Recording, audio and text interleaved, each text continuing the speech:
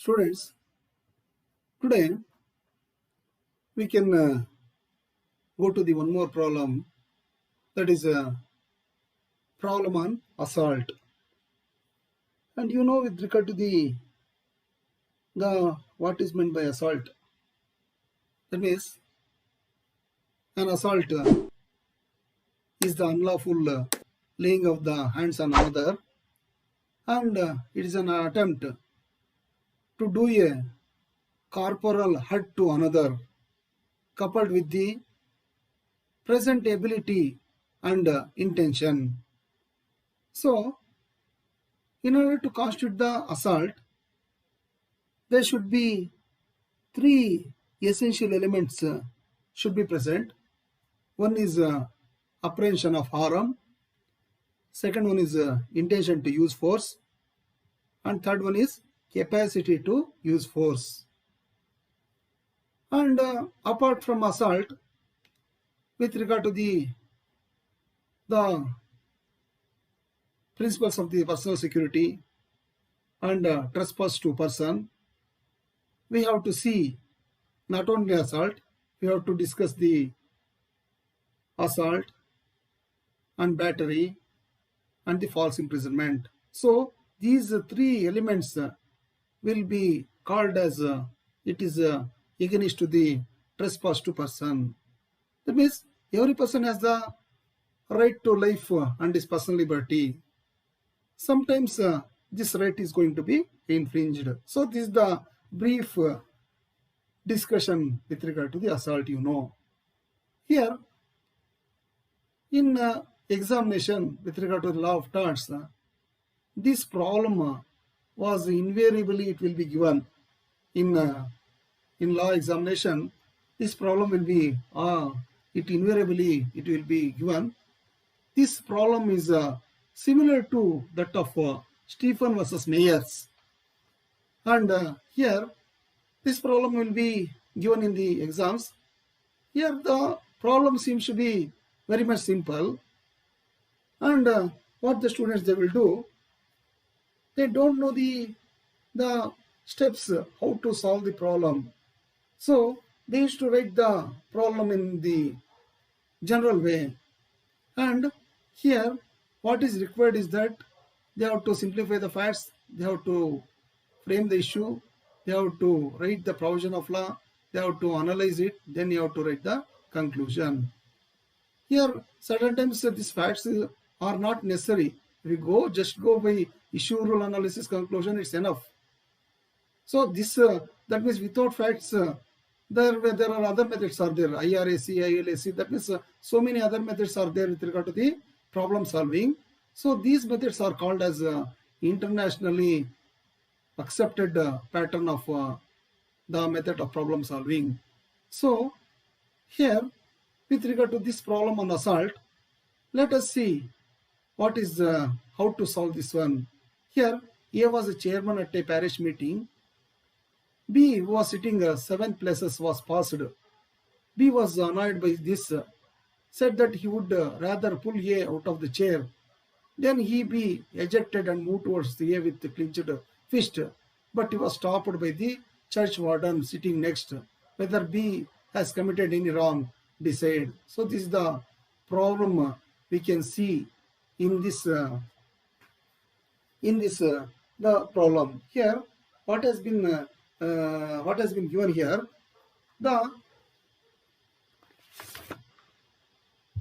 here the plaintiff was a chairman of the parish meeting who sat the head of the table, and at which the table the defendant, the member of parish meeting, also sat, and there being the plaintiff being the chairman of the meeting, he has passed the resolution to make the defendant to evict him out of the meeting. The defendant got angry, and he has said that he would rather pull the chairman out of the chair, then he will know the lesson. So he was moving towards the chairman, and it was prevented by the other person. Whether the defendant is liable to pay compensation to the plaintiff for assault. So here they are not given the what is whether assault or battery or anything. So just they have given the problem, the instant problem they have given. So it's normally it has been given in the Karnataka State Law University exams. This problem used to be given normally in the Karnataka State Law University exams with regard to the problem on assault. So here, as I have told you, I used to keep on telling that you have to simplify the facts. Here I have simplified that plaintiff was the chairman of the meeting. Plaintiff asked defendant to go out of the meeting. Defendant got furiated and advancing towards plaintiff with a fit of anger to hit him or to pull out the chair, to hit him or pull him out of the chair. That is in that aspect he was moving towards the chairman. That is that we can see. That means how if he has made all the gestures with regard to the putting the chairman under the chairman out of the chair.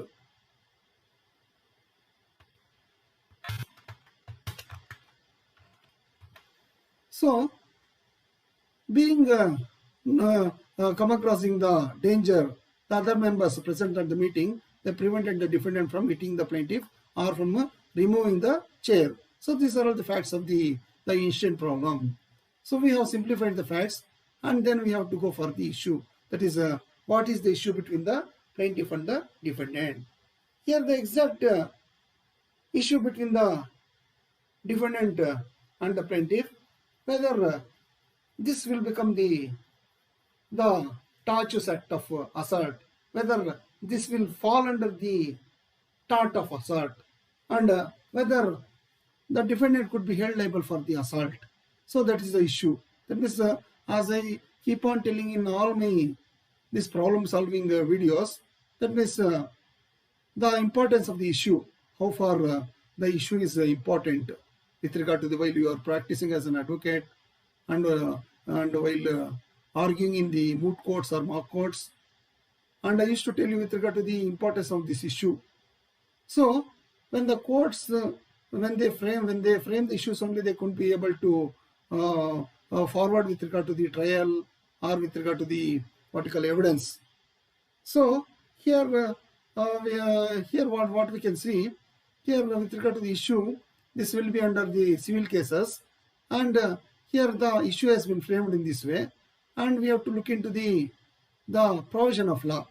So here what are all the provisions will be applicable.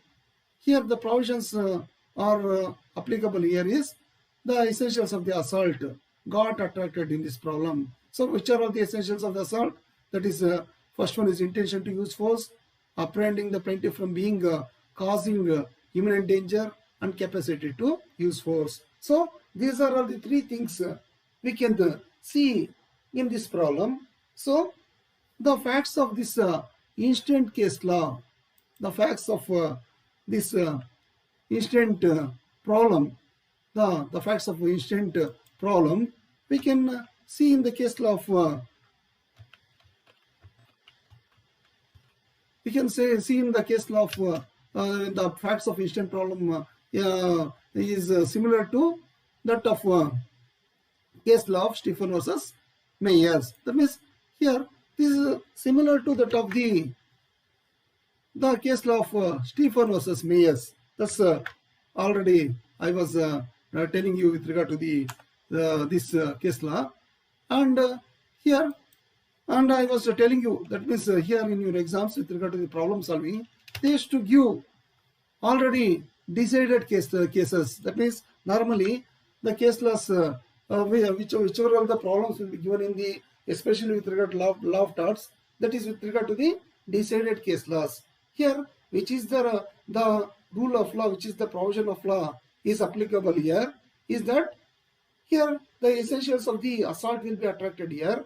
That means the assault provisions will be attracted here, and here we can see the facts of the instant problem is similar to that of the Stephen versus Mayers. Here we can see the same problems of the Stephen, same facts of the Stephen versus Mays were of the similar to this instant problem. Next one, we have to, after provision of law, we have to go for analysis. Under analysis, we have to discuss facts, issue, and the provision of law. So thereby, in analysis, I have not written all those things, but just I have discussed with regard to the gist with regard to the facts, rule of law, and the issue. Here, what we can see here is that the defendant was advancing with an intention to strike the plaintiff, and if he had not been stopped by others,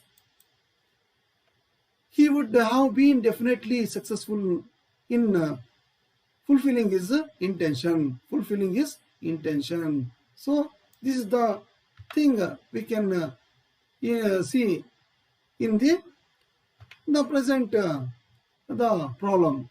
So for this instant problem satisfies all the essentials of the assault. So when the problem, when this case, when this the problem which we can see in this instant problem, when it satisfies all the essentials of the assault, then what should be the conclusion? The conclusion should be that the defendant is liable to pay the damages to plaintiff. So here we have to discuss the essential elements of assault and decided case laws and the aspects concerning to the assault, because here, even though assault is an intentional tort, here we have to express those things. We have to prove that one with our answers. For this one, we should know the law with regard to the what is the provision of law with regard to the any given problem. Then only we could be able to answer the problem and solve the problem effectively. So here the plaintiff has to prove that the defendant has intentionally he was moving towards him, and he can, if he proves that the essentials of the tort, he can get the remedies under the concept of tort. That means here the plaintiff is he can claim the damages from the defendant for the tort of assault.